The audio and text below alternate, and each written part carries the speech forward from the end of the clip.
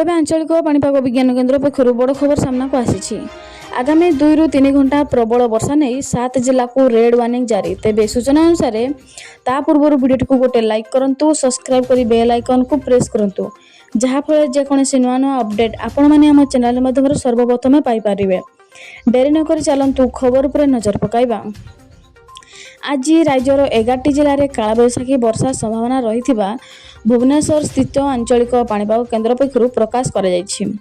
तेबे एही 11 जिलागुड़िक मध्य गंजाम, गजपति, खोर्धा, नयागढ़, कटक, जाजपुर, ढेंकानाल, केन्दुझर, मयूरभंज, कोरापुट, रायगड़ा रे कालबैशाखी वर्षा सह बिजुली घड़घड़ी मारिबो।